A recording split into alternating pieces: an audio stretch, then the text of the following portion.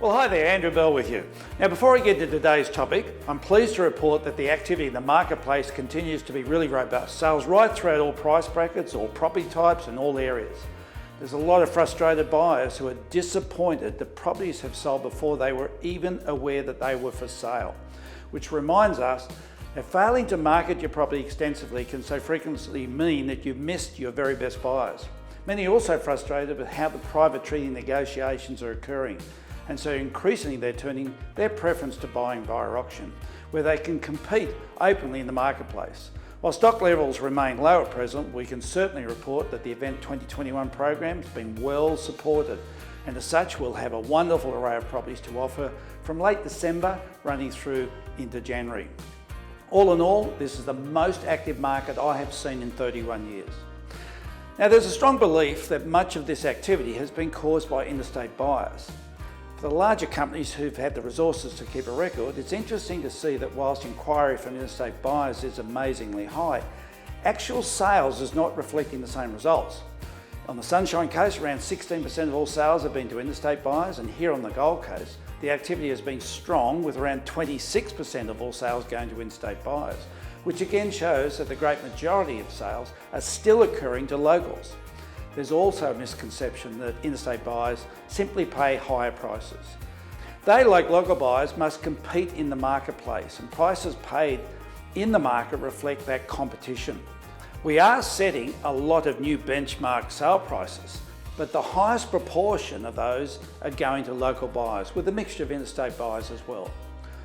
All the talk about interstate migration fails to acknowledge that the interstate migration growth has been on the rise now for years. Sydney and Melbourne have been losing residents, have been going to regional areas of New South Wales and Victoria, and the Sunshine State has also been the recipient of that migration.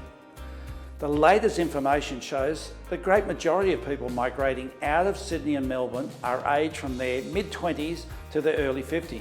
The great majority of these are moving predominantly because Sydney and Melbourne have become too expensive, and they're looking for more affordable cost of living, and in particular affordable housing.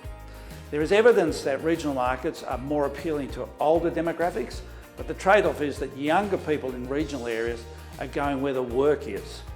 For years, there has been little reported on the redefining of cities and regions. The Gold Coast, for example, is extremely fortunate that it's well balanced to be appealing to both younger and older interstate migrators. For the younger migrators, we have outstanding schools, universities, indeed job opportunities, whilst for the more senior migrators, we have price differential to capital cities, which means people can sell their homes in Sydney and Melbourne and move here, buy a property and have cash left over. We are not a densely populated area, and we most definitely have the weather and the lifestyle that's so appealing. All that has happened recently is that we have seen a surge in the trend that has been happening for several years now.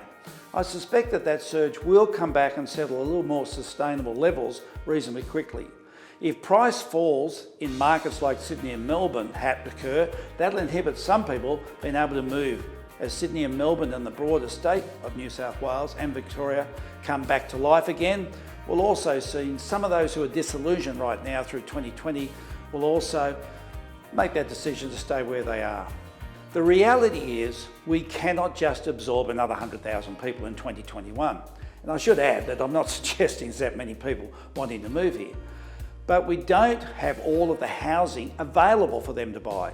Schools can't absorb the proportion of students that would come with that many people, and jobs aren't available for that many people as well, and so on and so on. Whilst we are seeing this sudden surge of those who can easily migrate, we will start to see the numbers settle back into more sustainable levels. Although it is clear that the Gold Coast will be transformed by the surge of the new interests which will pop up in every aspect of our daily life. No question that with the international borders closed, forcing people to holiday here, and with the largest booking of Gold Coast accommodation for Christmas New Year in this coming season, and with this surge of buyers topping up the demand from locals, this Christmas New Year will go down in the history books as the greatest New Year real estate selling season of all time. Not a market to be missed if you are thinking of selling, and if you are thinking of selling, then you must be part of the Event 2021. We start up our campaign in just a couple of weeks' time, so it's essential you book in now to ensure you don't miss out. Please contact our hotline. Details are on screen right now for more information. For those of us living here, can you believe how spectacular our weather has been right throughout 2020? The last few weeks have been simply breathtaking. Let's get set and have a loving Christmas season and be ready for a great 2021. See you in a fortnight's time.